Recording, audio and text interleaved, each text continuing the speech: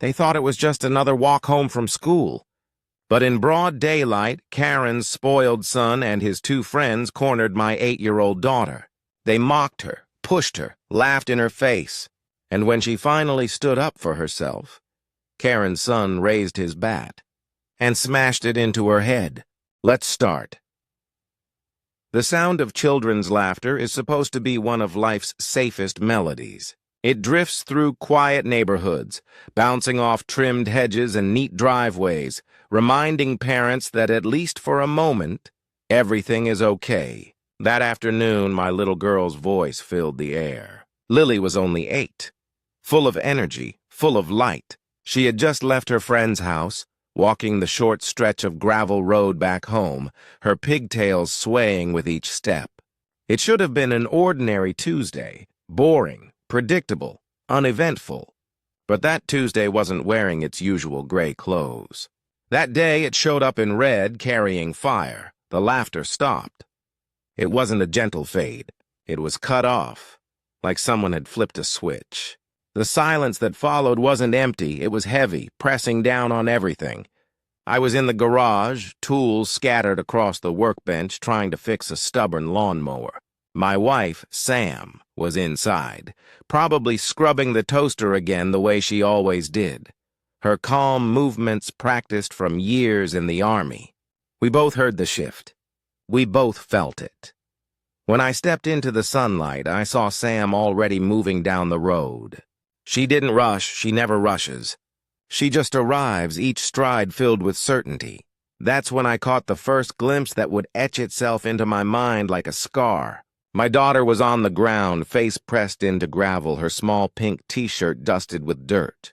And towering above her were boys, older, stronger, wearing the careless arrogance of teenagers who had never been told no. One of them, Tyler Lawson, stood at the front. He was bigger than the others, his varsity jacket stretched tight over his shoulders. In his hand hung a metal baseball bat. He wasn't holding it the way you hold a bat for a game. He held it like a weapon. He slammed it into the ground just inches from Lily's head, stones flying into the air. My chest tightened. I could feel my legs start to move, heavy, almost stuck, as if the earth itself was holding me back. Sam's voice came before mine. It wasn't loud, but it sliced through the stillness like broken glass. "Get away from her!" She didn't shout. She didn't need to. Her tone carried a weight that made even those boys hesitate. This was the first time I saw it. What I can only call a gaze moment. Sam locked eyes with Tyler, and in that silence, something raw and wordless passed between them. It wasn't just anger. It was the cold promise of consequence. Tyler tried to hold his ground, chest puffed out, but I could see it. The way his smirk faltered, the way his grip loosened on the bat.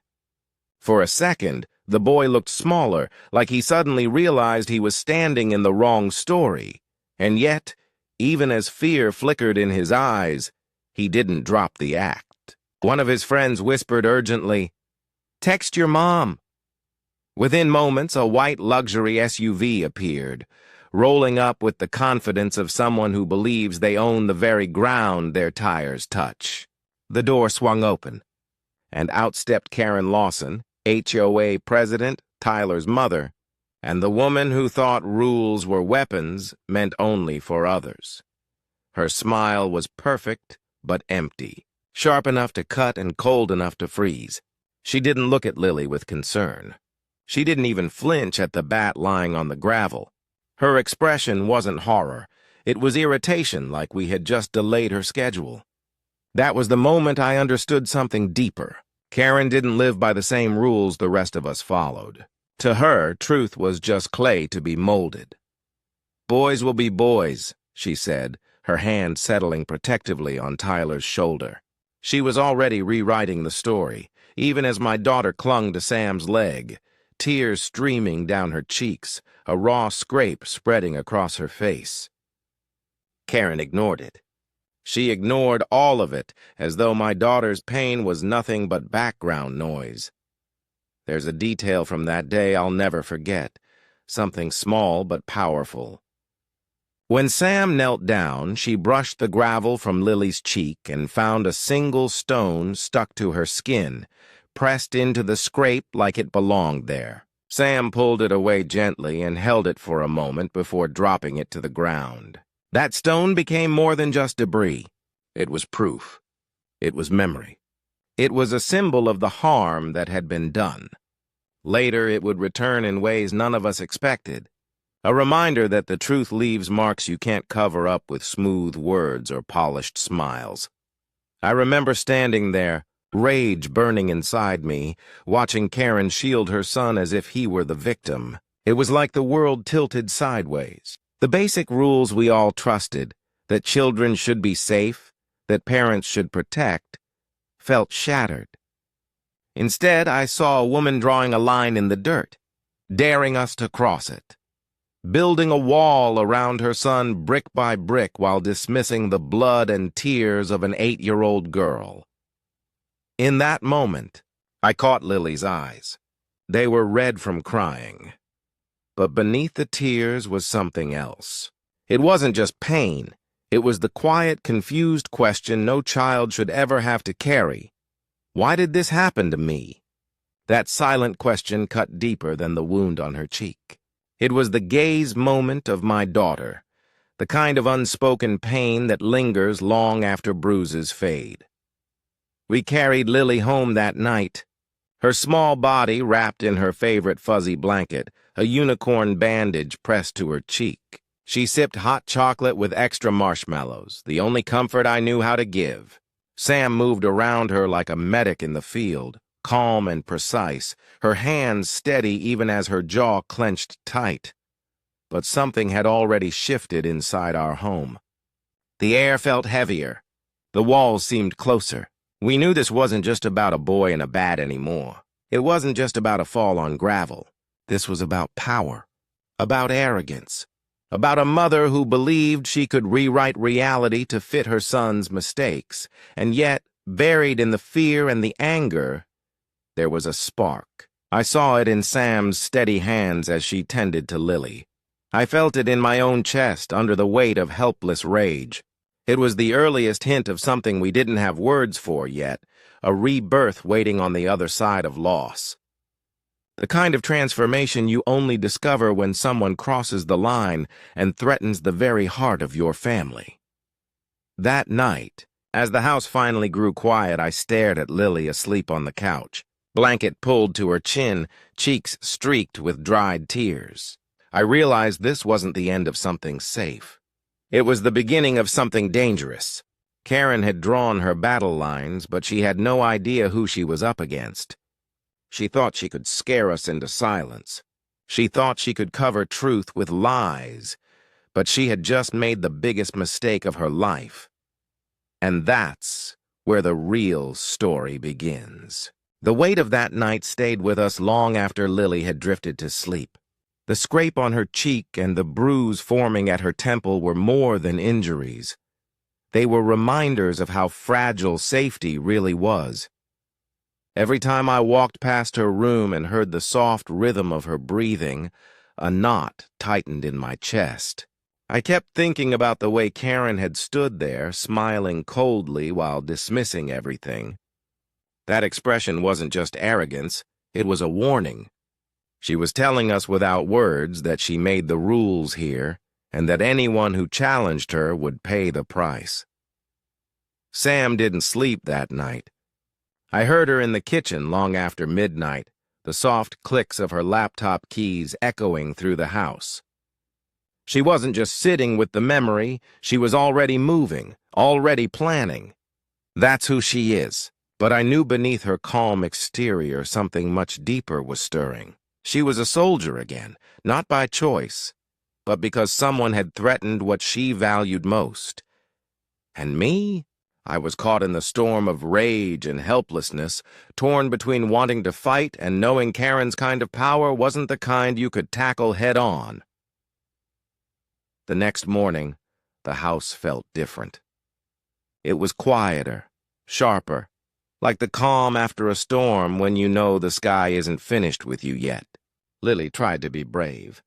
She tugged on her backpack and said she wanted to go to school, but her voice cracked when she said it, and the look in her eyes told the truth. She was afraid. Still, she went. Sam insisted it was important that life didn't stop.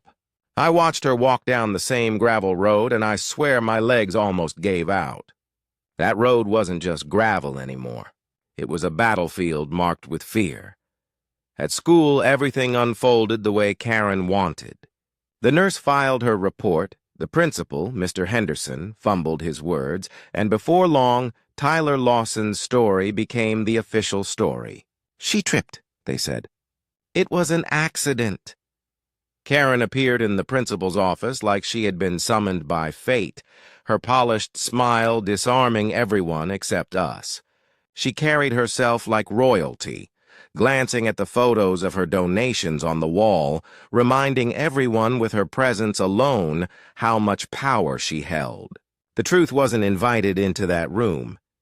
And yet, sitting there, I remembered something from years ago. Back when Sam had first come home from her service, she told me about an operation overseas. She and her team had walked into a village where one man controlled everything. The food, the supplies, even the stories people told. He was untouchable, not because he was strong, but because everyone believed he was untouchable. The trick, Sam had told me then, is to find the crack in the wall. No fortress is perfect. You find the weak point and the whole thing collapses. At the time, I thought she was just talking about war. Now I realized she was teaching me about life in places like this. And Karen Lawson had just shown us her fortress, but the crack was already visible. Later that day, we found Lily curled on the couch, blanket around her shoulders, staring at the unicorn bandage on her cheek. She wasn't crying anymore. Instead, she was quiet, withdrawn.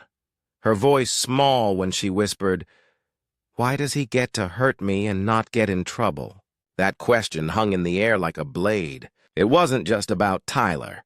It was about every unfairness she would ever face. And in that moment, I felt something snap inside me. I wasn't just a dad anymore. I was a witness to something no parent should ever have to see, the moment a child's innocence cracks under the weight of cruelty. That night, another reminder of Karen's reach arrived. A letter in the mailbox. Stiff cardstock, embossed logo of the neighborhood, official and cold. Notice of violation.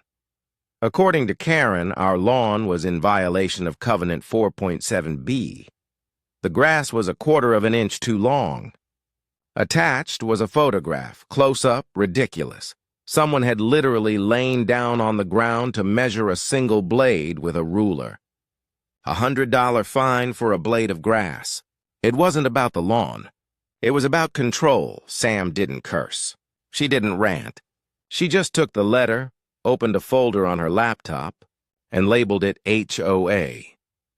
Then she walked outside with a tape measure and started checking the grass herself. 10 different spots, recording the numbers and snapping photos. "Documentation," she said calmly. "Always start with documentation." Her hands were steady, but I saw the tightness around her mouth.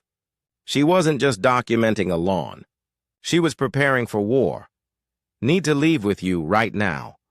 What would you do if the people meant to protect your family became the very ones trying to destroy it?" Days blurred together as the petty violations piled up. A hose coiled the wrong way. A garden gnome Lily had painted in art class suddenly deemed unapproved ornamentation. Another fine. Another letter. Each one more absurd than the last. It wasn't about rules. It was about wearing us down, about making us feel watched, trapped, suffocated in our own home. But while Karen thought she was breaking us, she was actually forging something new. Each letter, each fine, each smug smile from her SUV only added fuel to the fire. Sam was building a case piece by piece. I was learning what it meant to hold my rage and channel it into patience. And Lily, even with her fear, was learning a truth most adults struggle with. Sometimes the bad guys don't play fair. One evening, while Sam was organizing photos on her laptop, I caught myself staring at that same gravel road again through the front window. The setting sun cast long shadows across it, and for a moment I saw two images at once, the present and the memory. My daughter lying face down and my daughter skipping with her backpack, humming. It hit me that we were living in both realities now, the past moment of violence bleeding into every step of our present. The road had changed forever. It wasn't just a road anymore. It was the line we would have to cross again and again until this was finished. And then came the first escalation. It was late, past 11 cars on a Wednesday. The house was quiet. Lily was asleep upstairs. I was reading in the living room, but Sam was still at the kitchen table, studying the HOA bylaws like they were a soldier's handbook. Suddenly, the floodlight outside snapped on. Harsh white light spilled across the driveway. We both froze. Through the blinds, we saw it, a dark van parked across the street. Two men stepping out, dressed in cheap black jackets with a fake security logo stitched on. One carried a clipboard, the other a canvas bag. They weren't neighbors. They weren't supposed to be there. They walked straight to our porch. Sam already had her phone out, pulling up the doorbell camera. We watched as one of them crouched near the planter and slipped something from his bag. A small plastic pouch, white granules. He was planting evidence, setting us up. The silence in the room was thick, broken only by Sam's whisper, "Showtime." With a tap on her phone, the porch lights blazed, flooding the scene. The men froze, squinting, caught like thieves in the night. And then her voice came through the doorbell speaker, metallic, amplified, unshakable. "You are on private property. You are being recorded by multiple cameras. State your names and purpose. You have 10 seconds to leave." They panicked. They grabbed the bag, scrambled back to the van, and sped off into the night. My heart pounded as I watched them disappear. But Sam only nodded, her eyes on the screen. "Predictable," she muttered, saving the footage.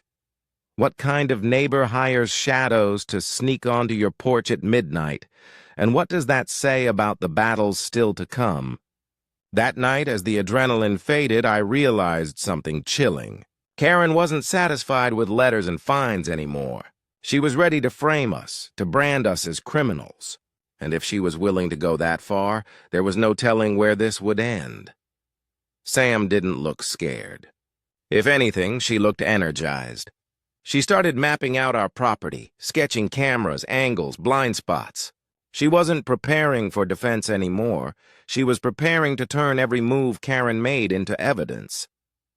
Every step of their campaign was becoming a record, a paper trail, a story we could hold up to the world. But even as Sam drew her maps, I couldn't shake the image of Lily's face the night she asked me that question. Why does he get to hurt me and not get in trouble? I realized that's what Karen had underestimated. This wasn't about laws or fines anymore. This was about a little girl who deserved better. About a family who refused to let her story be rewritten. I'll leave you hanging on. Sometimes the real battle isn't the one you fight on paper. It's the one you fight for the soul of your home.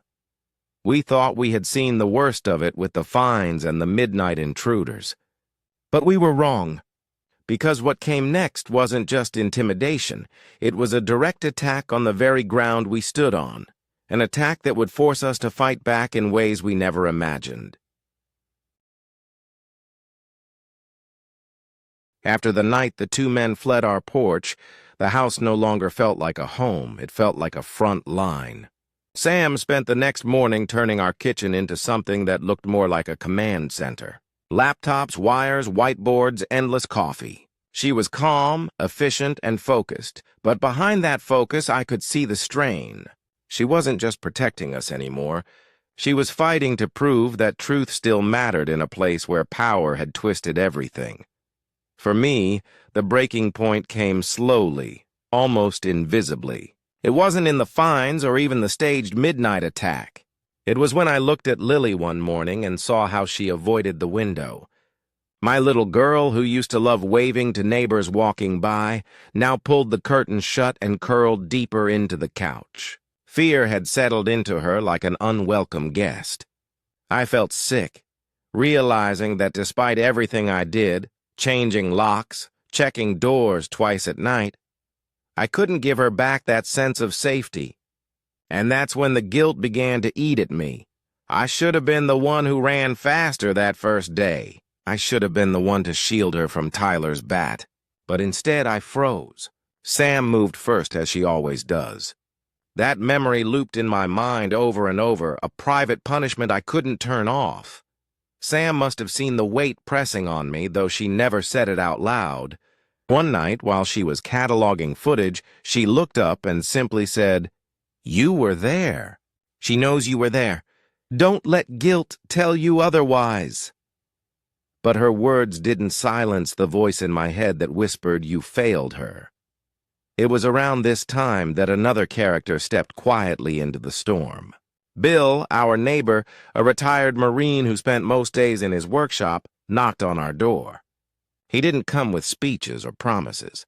He just set down a casserole dish, his wife's recipe, he said, and looked me straight in the eyes. "I saw the way you stood there that day," he said quietly. "You think you froze. You didn't. You advanced. That's more than most men do when fear grabs their legs." His words landed heavier than he knew. Bill had carried his own wars, his own guilt, and in that moment he mirrored mine. He knew what it meant to relive the moment when you weren't fast enough, strong enough, or good enough. Bill's presence was steadying, but it also forced me into a moral conflict. He was willing to stand with us, but I wondered, at what cost? He was older, his wife fragile, their days meant for peace. If Karen turned her fire on him, could I forgive myself for dragging him into it? That night, while Sam reviewed HOA bylaws and Lily drifted to sleep, I stepped outside and sat on the front steps. The cool night air carried the faint smell of cut grass and gasoline. I thought about my choices.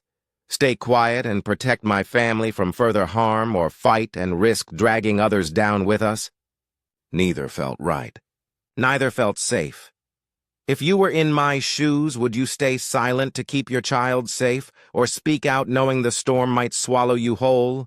The decision came in small steps, not one dramatic leap.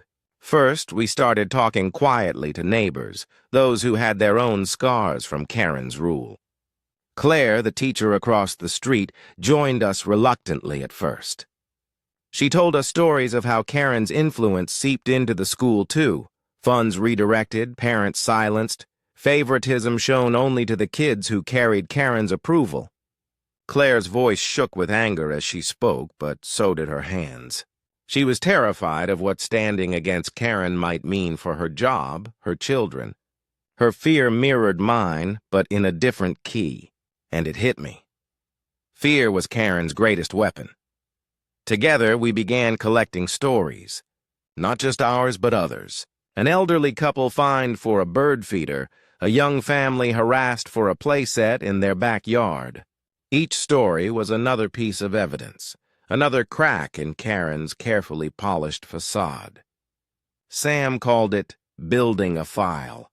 I called it trying to prove to myself that we weren't crazy. But with every step forward, the pressure grew heavier. I began waking up at 3 a.m., drenched in sweat, listening for sounds outside. Every time the mailbox creaked, I braced myself for another fine, another reminder that Karen was watching.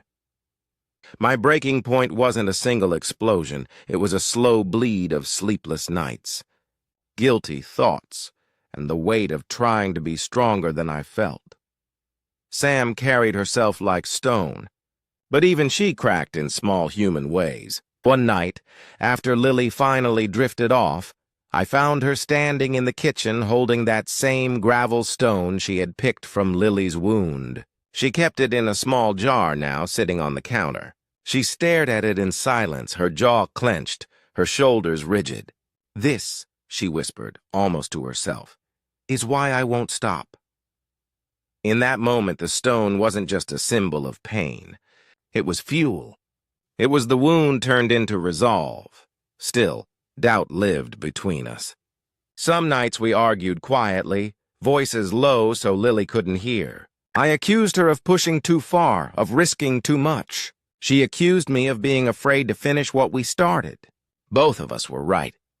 Both of us were wrong. The real turning point came when Claire delivered something unexpected. Through her connections at school, she learned about a group chat the boys used. A digital trail of arrogance and cruelty. Tyler had bragged there, laughing about Lily, boasting about how his mother handled everything. For a moment, hope surged in me. Finally, proof. But then doubt clawed its way back. What if sharing those messages dragged Claire into the fire? What if Karen crushed her career the way she crushed everyone else who stood up? Sam didn't hesitate. She saw the messages as a weapon. I saw them as a risk. Our fight reached its peak one night when I told her, what if exposing Karen hurts more people than it helps? What if we become the reason our neighbors suffer? Sam's eyes burned as she shot back. And what if we stay quiet and Lily grows up believing silence is the only way to survive? The truth of her words hit harder than I wanted to admit. Silence was already poisoning us, and if we let it spread, it would poison our daughter too. Would you risk everything you love to tear down the lie that's suffocating your world? Bill reminded us that sometimes the fight isn't about certainty. It's about refusing to accept defeat. He offered himself as a witness, a shield if needed. His loyalty gave me both strength and fear, because now it wasn't just us in the crosshairs. It was him too. As the days passed, Karen's pressure campaign intensified. More letters, more bogus fines, more neighbors avoiding eye contact at the mailbox. But underneath her performance of control, we could feel the shift. She was rattled. She was lashing out harder because she sensed cracks forming. The contradiction of it all gnawed at me. Here was a woman who presented herself as the guardian of community values, yet she used her position only to protect her son's cruelty and her own power. She preached order but thrived on chaos. And me, I was no saint either. I wanted justice, yes, but I also wanted revenge. I wanted to see her face fall, to hear her voice break. And that desire frightened me. Because when your fight becomes about revenge, you risk losing yourself along the way. One night, as I wrestled with these thoughts, I looked at Lily asleep on the couch, clutching her stuffed animal, her bandage peeling at the edges. That image burned the guilt away and replaced it with clarity. This wasn't about revenge. It was about making sure no other child ended up where she had, face down on gravel with no one to defend her. We decided to move forward, to take the risk of pushing back harder. The messages, the witnesses, the evidence, all of it was building into something bigger than us.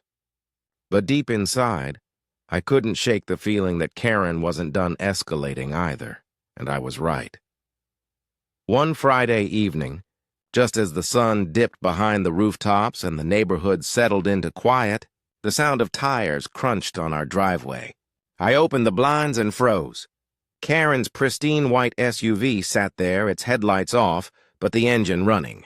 The door opened slowly, and out she stepped. No fake smile this time, no polished charm. Her eyes locked on our house with a coldness I hadn't seen before. She didn't come alone. Two figures got out of the back, men I recognized from the van that had fled weeks earlier. They weren't hiding now. They were standing tall, waiting for her signal. Sam was already at my side, her hand gripping mine tightly, her voice low but steady. It's starting. What would you do if the storm you feared finally pulled into your driveway and stared you straight in the face? The night that followed would change everything. Karen stood at the edge of our driveway that night, the glow of her SUV lights faint against the dark. She didn't need to speak. Her presence, flanked by the same two men who had tried to plant evidence on our porch, said everything. This wasn't about letters or fines anymore. This was about power face to face, about her showing us she could stand on our property and dare us to stop her. Sam's hand tightened around mine, her posture calm but coiled. I could feel the tension rolling off her, the same way I imagine soldiers feel just before a battle breaks loose. My heart hammered, but not with fear, at least not only fear. It was rage, too. Rage that this woman, this spoiled Karen, thought she could walk onto my driveway with hired shadows and intimidate us into silence. She finally spoke, her voice low and cutting. "You're making a mistake," she said. "You're dragging this neighborhood into chaos. Do you really think anyone will stand with you when they see the kind of people you're becoming?" Her words dripped with that same mix of condescension and control she used in the principal's office. But this time there was no mask of polite civility. Her tone was sharper, her patience thinner. Sam didn't move. Her voice was steady when she answered. "Leave, now!" The two men shifted slightly, their weight moving like they were waiting for her command. Karen's eyes flicked to them, then back to us. I realized in that moment how far she was willing to go. This wasn't just a neighborhood dispute anymore. This was her empire cracking, and she was prepared to do anything to hold it together. The air felt heavy, like a storm pressing down. My throat was dry, but my voice came out stronger than I expected. "If you don't leave," I said, "you'll regret it." It wasn't a threat, it was the truth. Because in that instant, I knew something had shifted inside me. I wasn't going to hide anymore. I wasn't going to let fear dictate the way we lived in our own home. And yet, even as those words left my mouth, doubt clawed at me. What if pushing back meant putting Lily in greater danger? What if Karen's retaliation grew even darker? The thought twisted my stomach, but there was no turning back. Have you ever felt the exact second when silence is no longer an option? When you know speaking out might destroy you, but staying quiet will destroy even more? Karen finally smiled. Not her polished, empty smile, but something colder. "We'll see," she said, then turned back to her SUV. The two men followed her inside. The engine roared, and within seconds they were gone, leaving behind a silence that pressed into our bones. Sam and I didn't speak for a long time. We just stood there, the sound of the crickets filling the space Karen had left. When we finally walked inside, Lily was at the top of the stairs, clutching her stuffed animal, her eyes wide. She had seen enough to know something was wrong. My chest ached, seeing the fear etched into her small face. That night, when she asked if we were safe, I couldn't answer her right away. For the first time, I wasn't sure. The days that followed only deepened the pressure. The fines didn't stop. If anything, they came faster. Neighbors avoided eye contact more than ever, their silence thick with fear. Karen was making sure everyone saw what happened when you crossed her. We were being turned into an example, a warning. But that warning also carried a message to us. If we gave up now, we'd never get another chance. Sam buried herself in the evidence, creating files, timelines, and cross-references. She was methodical, unstoppable. But even she was cracking under the weight of it. One night, I caught her staring at Lily's unicorn bandage, still taped to the fridge weeks after the incident. Her hands trembled slightly as she traced its outline. "I can't let this become normal for her," she whispered. And in her voice, I heard something new, not just determination, but desperation. I wasn't doing as well. Guilt gnawed at me constantly. I replayed Karen's visit in my head, questioning if I had pushed too far, if my words had made things worse. I imagined every possible outcome. Cops at our door with planted evidence, another attack on Lily, neighbors turning against us. Each thought left me sleepless, my mind a battlefield of what-ifs. Bill visited again, this time pulling me into his garage. He closed the door, leaned against his workbench, and looked at me with the weariness of someone who had carried too many wars. "You're thinking yourself into a corner," he said. "Karen's counting on that. Fear makes people predictable." He placed a hand on my shoulder, his grip firm. "You've already stepped into this fight. The only choice left is whether you finish it or let her win without lifting another finger." His words were like a hammer cracking something inside me. He was right. We were already too deep. There was no undoing what had begun, and then Claire brought the real spark. She returned with the group chat messages. Tyler's bragging, his cruel jokes, his confession that his mother was handling everything through the HOA. Reading his words, the arrogance, the casual dismissal of what he'd done to my daughter made my blood boil. Sam looked at me with sharp eyes. "This is it. This is the crack." But holding those messages in my hands came with its own moral weight. Sharing them would expose Claire, maybe even Michael, the boy who had leaked them. Kids would be dragged into this fight, their names tied to Tyler's cruelty. Part of me wanted to protect them. Another part of me knew protecting them meant leaving my daughter unprotected. It was the kind of moral trap Karen thrived on, forcing good people to choose between bad options. What would you sacrifice, your own peace or someone else's innocence, to drag the truth into the light? Sam didn't hesitate. "We use them," she said firmly. "We protect who we can, but we use them." Her decisiveness both steadied me and shook me. I wanted to believe in clean choices, in a path that didn't involve risking others. But clean choices don't exist when power is this rotten. The weight of what we were about to do settled over me like a storm cloud. I knew once we stepped forward with the evidence, there would be no going back. Karen would unleash everything she had. The neighborhood, the school, the HOA, all of it would turn into a battlefield. And yet, I also knew if we stayed silent, we'd already lost. The breaking point came the night Sam laid everything out on the kitchen table.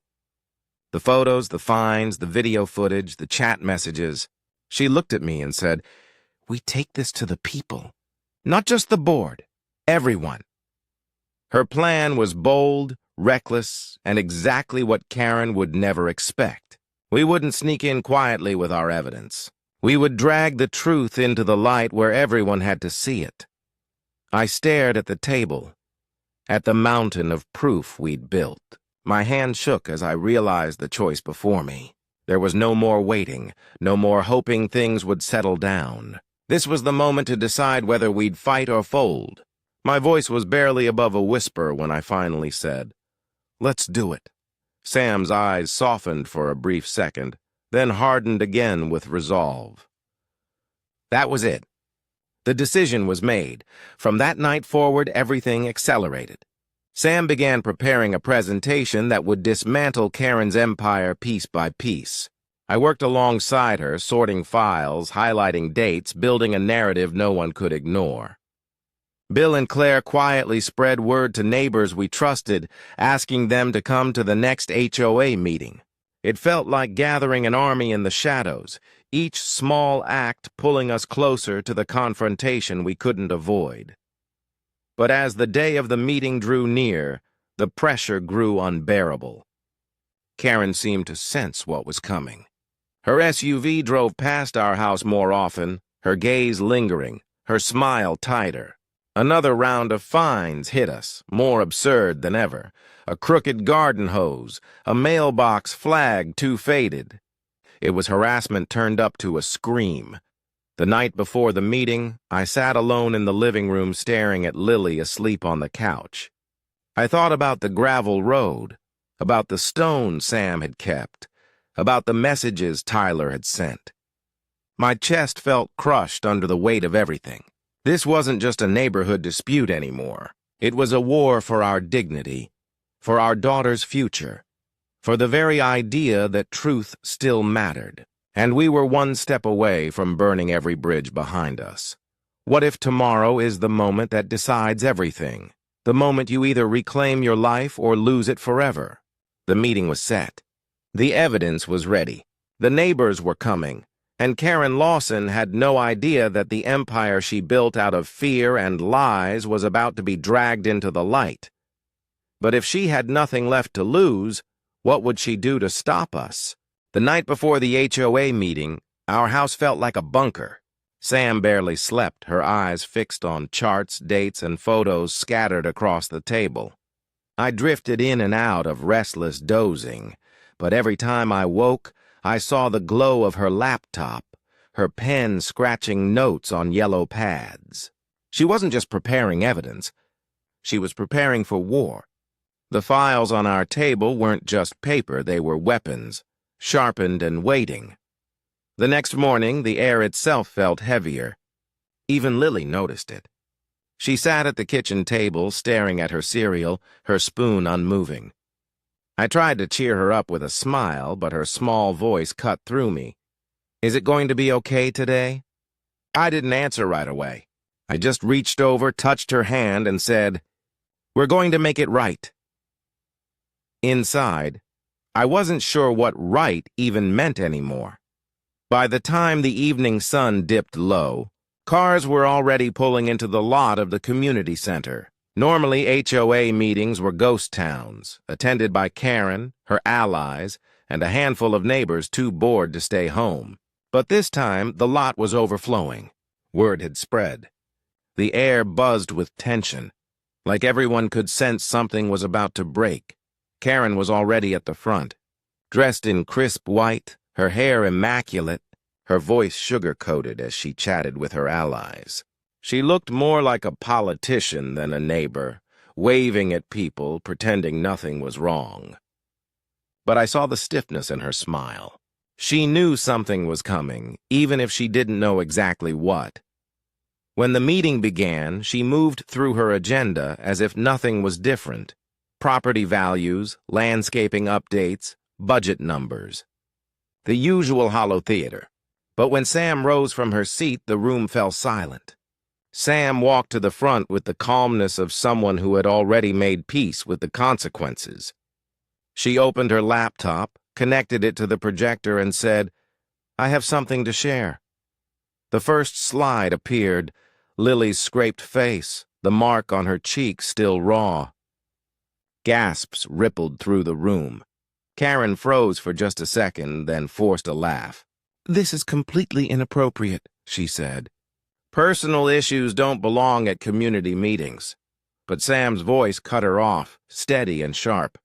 "This isn't personal. This is about abuse of power, and it affects every single one of us here." The evidence rolled out one piece at a time. Photos of bogus fines, clips from security cameras, Tyler's bragging messages.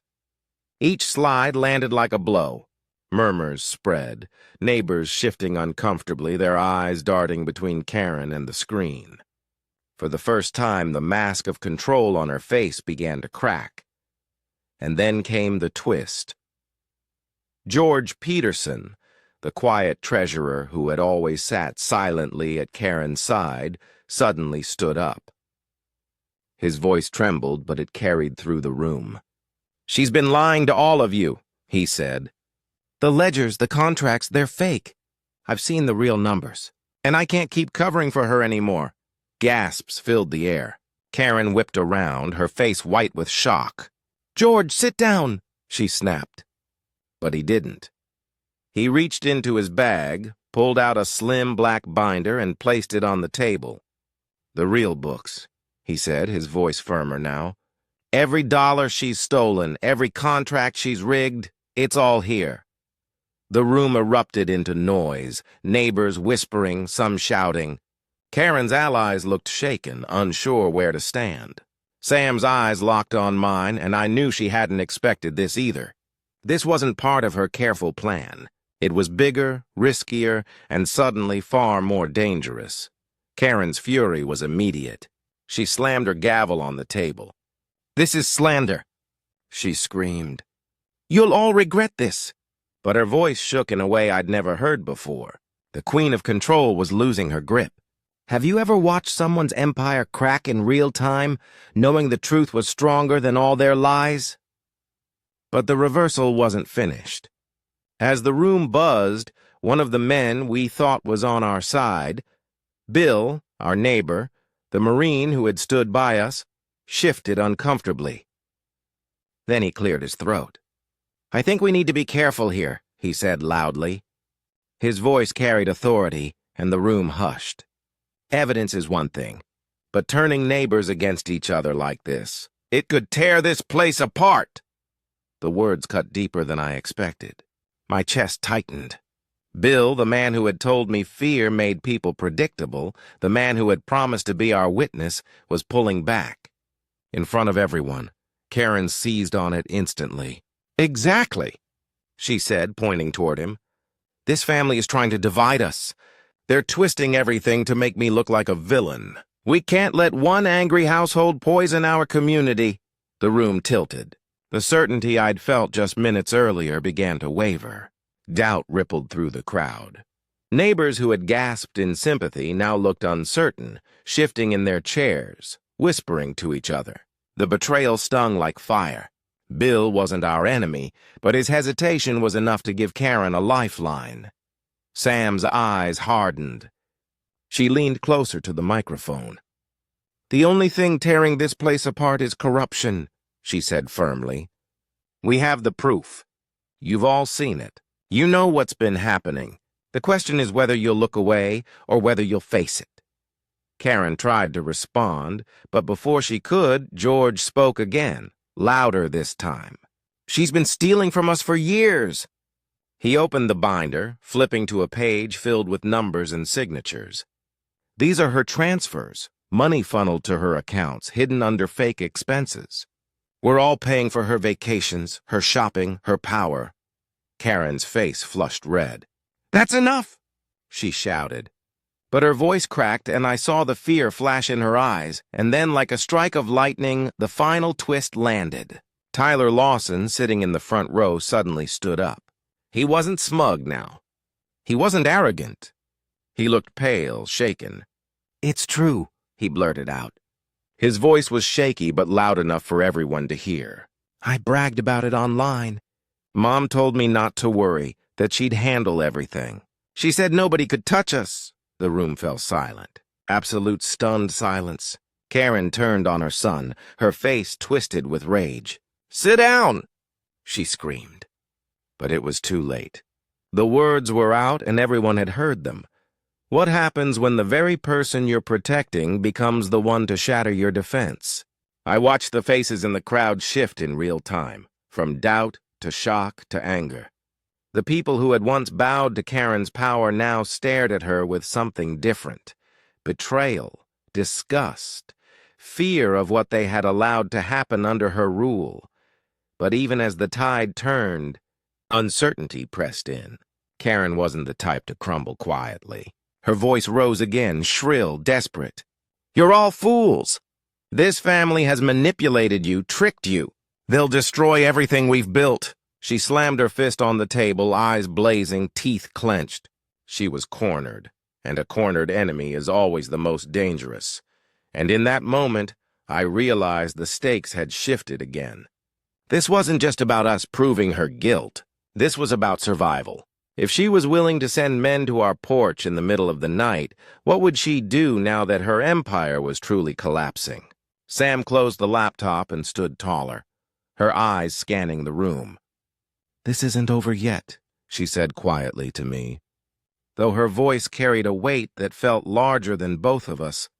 The meeting ended in chaos, neighbors shouting, Karen storming out, George pale but resolute.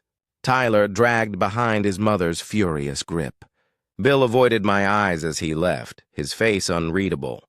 The fragile unity we'd hoped for was cracking before it could form. That night, back at our house, silence pressed in like a storm cloud ready to burst.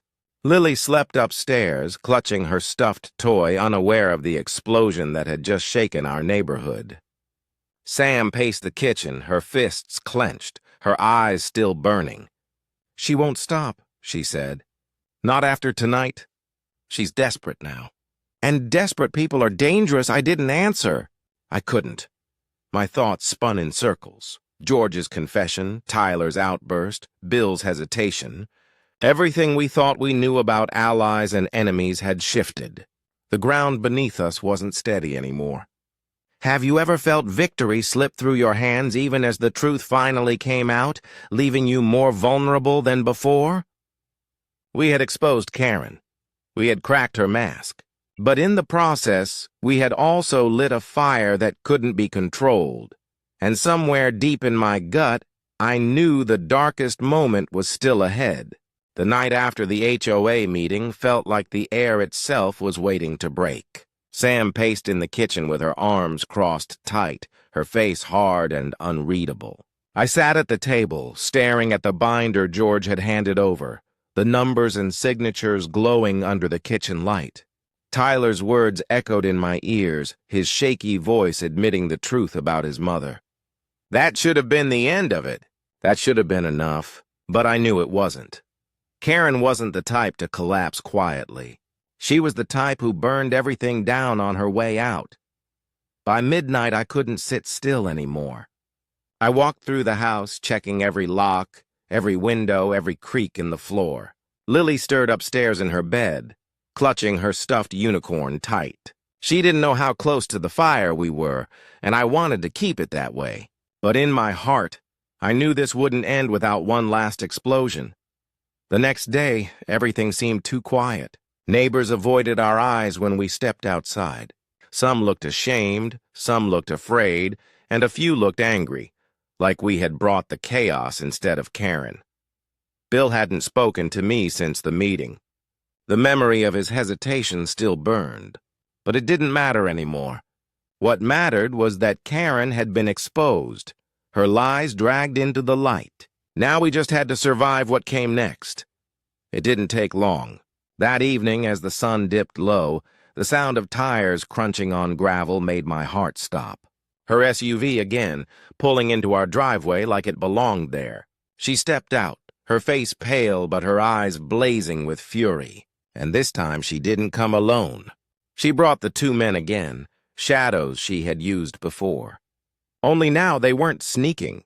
They stood tall, waiting for her signal. Sam stepped outside before I could stop her, her shoulders squared, her voice sharp as a blade. "It's over, Karen. Everyone knows. You can't control them anymore." Karen's laugh was brittle, almost breaking. "You think you've won? You've humiliated me in front of my own community. You've poisoned my son against me. And for what? To play hero?" She took a step closer, her voice rising. "This neighborhood was mine. This family will regret the day you ever thought you could take that from me." Sam didn't move. She didn't flinch. "You brought this on yourself," she said quietly. I stepped forward then, my chest pounding, every muscle in my body screaming to keep Karen as far away from my family as possible. "Leave," I said. "This is your last chance." Her lips twisted into a smile that chilled me. "Or what?" she asked, and that's when everything broke. One of the men reached into his jacket, pulling out a small black pouch, the same kind they had tried to plant before. My stomach dropped. They weren't here to intimidate us this time. They were here to destroy us completely. Sam's voice boomed, steady and fierce. "You're being recorded. Every step, every move. Do it, and the police will have all the proof they need." For a heartbeat, the man hesitated, but Karen's glare was enough to push him forward. He started up the steps, pouch in hand. I moved without thinking, stepping into his path. My voice tore from my throat, raw and desperate. "Not here. Not with my daughter inside. What would you do if the threat you feared most was standing on your porch, daring you to act?" The man stopped, unsure. Karen's fury grew. "Do it!" she screamed. "Finish it!" And then, from across the street, headlights cut through the dark. Another car pulled up fast, tires screeching. For a moment, no one moved. Then George stepped out, binder in hand, his face pale but determined. Behind him came Claire and even a few other neighbors, their faces tight with fear but filled with resolve. "You're done, Karen," George said loudly. "We've given everything to the police. They're on their way right now." Karen froze, her confidence cracking. She turned to her men, but they looked uncertain, their bravado slipping. For the first time, the balance of power shifted completely. Sam pulled her phone from her pocket and held it high, the red light blinking. "You're live," she said flatly. Every neighbor watching. Every cop watching. Keep going! Karen's scream cut through the night, raw and wild. You think you've beaten me? You've ruined everything! Do you even know who I am? Sam's answer was simple, steady, final. Yes, and so does everyone else now. The sound of sirens in the distance sealed it. The men backed away. Karen's face twisted in disbelief, fury, and something else, fear. She staggered for a moment, her eyes darting from the neighbors to George's binder to the camera in Sam's hand. She knew it was over. But before she climbed back into her SUV, she spat one last venomous line. This isn't finished. You'll regret this. Then she was gone, her SUV vanishing into the night. The silence that followed was thick, almost unbearable. Neighbors whispered. George clutched the binder tight. Claire held her phone shaking in her hand. And in the middle of it all, Sam stood tall, her shoulders finally loosening, her breath shaky but strong. I felt the weight of everything crash over me at once. Relief, exhaustion, fear of what would come next. I walked back inside, and Lily was there, peeking around the corner, her eyes wide. She had seen more than I wanted her to. I knelt down, pulled her close, and whispered, "It's going to be okay now." But even as I said it, I knew the story wasn't finished. Have you ever stood in the middle of victory and realized the battle left scars that will never fully heal? The days that followed blurred together. Police cars patrolled the neighborhood. Karen's allies grew quiet, their loyalty crumbling. Whispers spread about charges, about fraud, about Tyler's confession. For the first time in months, our mailbox was empty. No fines, no threats, just silence. But the silence wasn't peace. It was a reminder. Karen was gone, but not erased. Her last words haunted me. "This isn't finished." Sam tried to move forward. She cooked dinner again. She smiled for Lily. But late at night, I found her staring at the jar on the counter, the stone from the gravel road, the one she had kept since the day Tyler struck Lily. Her fingers traced the glass, her eyes far away. "We stopped her," she whispered one night. "But at what cost?" I didn't answer. Because I didn't know, Bill finally came around a week later. He stood on our porch, hat in hand, his eyes heavy. "I should have done more," he said. I froze when it mattered. His words mirrored the guilt I had carried for weeks. And in that moment, I realized something important. This story wasn't just about Karen's corruption. It was about all of us. The fear, the silence, the hesitation. She thrived because we let her, and breaking free of her meant more than exposing her lies. It meant facing our own. What if the real twist in every fight isn't the villain's fall, but the way it forces you to confront who you really are? The neighborhood slowly began to heal. But I knew healing wasn't the same as forgetting. For us, the story would never fully end. Every time I walked down that gravel road, I saw both versions of it. My daughter lying hurt, and my daughter skipping with her backpack. The scar and the hope, side by side. We had faced Karen, we had exposed her, and we had survived. But survival always comes with a price, and sometimes the hardest part isn't the fight itself. It's learning to live with what the fight leaves behind. The days after the confrontation with Karen moved slower than I could have imagined. It felt as though the neighborhood itself had shifted, like the air carried a weight no one wanted to acknowledge out loud. The community center was silent now, its bulletin board stripped of flyers about meetings and yard sales. The manicured lawns that once seemed like trophies of Karen's control suddenly looked like masks that had been ripped away. For the first time in years, people stopped pretending everything was fine. Karen's SUV no longer circled the streets. The two men she brought with her were gone as if they had never existed. But her absence was not peace. It was an echo, a reminder of the damage she left behind. Neighbors walked with eyes lowered, avoiding each other's gaze. Some felt shame for letting her reign so long. Others carried bitterness, angry that it had taken so much for the truth to surface. We had torn the facade away, but the cracks in trust were everywhere. Inside our home, the cost of the battle showed itself in quiet ways. Sam no longer kept the laptop open all night.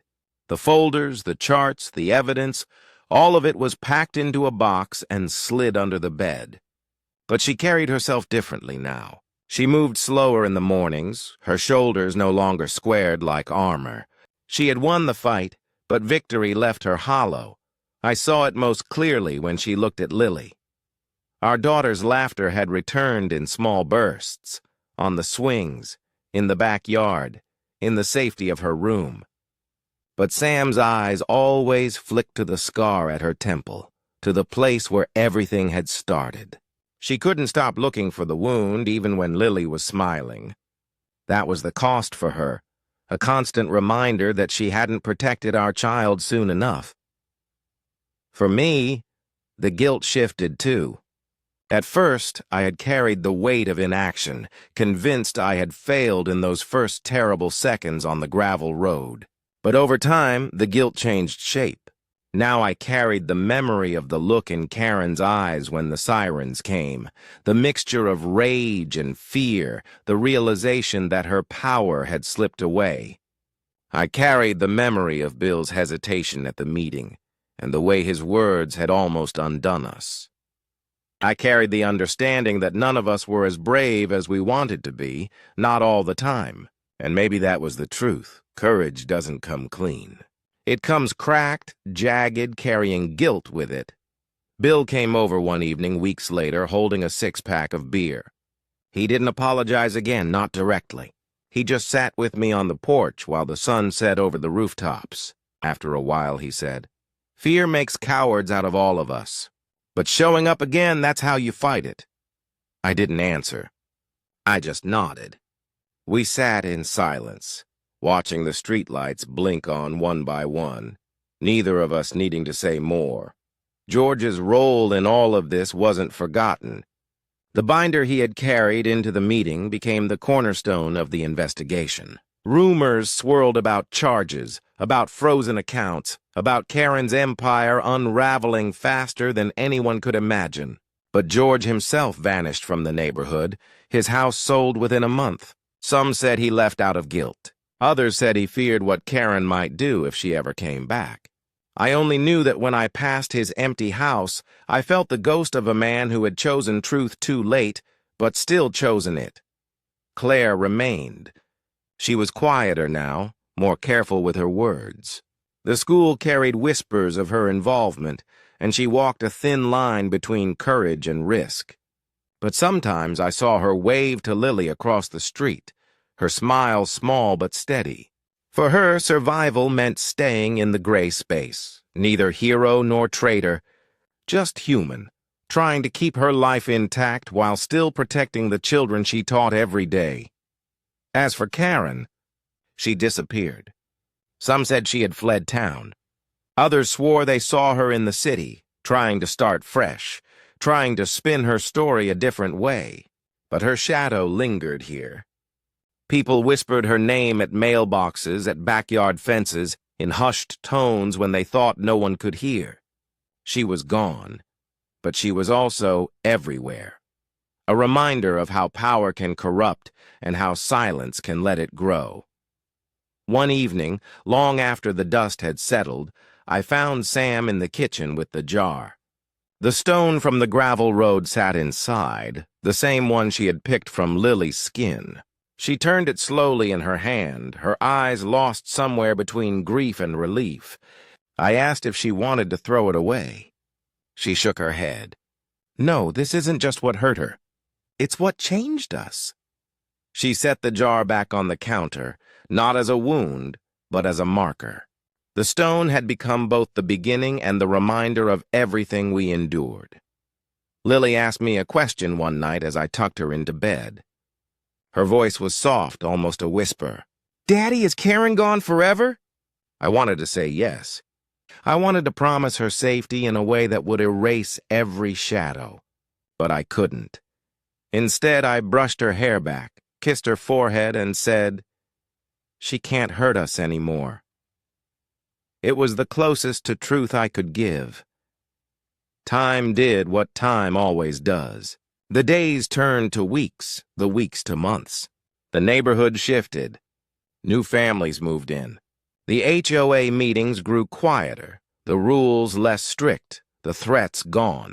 But beneath the surface, the memory of what had happened stayed. It stayed in the way neighbors spoke carefully, in the way children played a little closer to home, in the way trust had to be rebuilt piece by piece.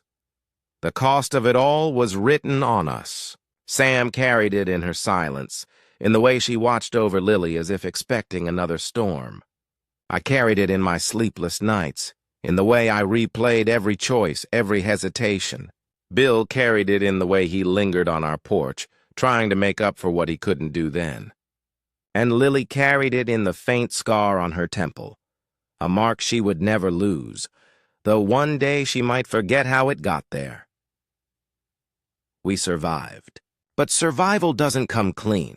It comes with scars. It comes with truths you can't unlearn. It comes with the knowledge that safety is never guaranteed, not by rules, not by leaders, not by silence. And yet in that survival, something else grew.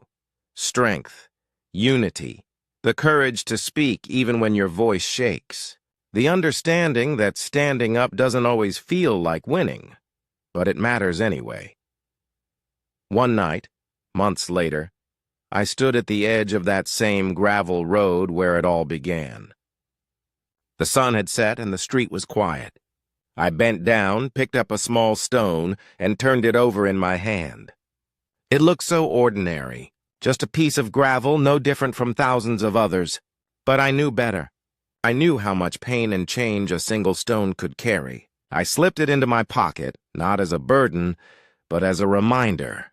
The story of Karen, of Tyler, of the HOA wasn't just a neighborhood drama. It was the story of how fear grows in silence and how truth, once spoken, can change everything. We paid a price, yes, but we also reclaimed something priceless, the right to live without fear in our own home, and maybe that's all survival ever is.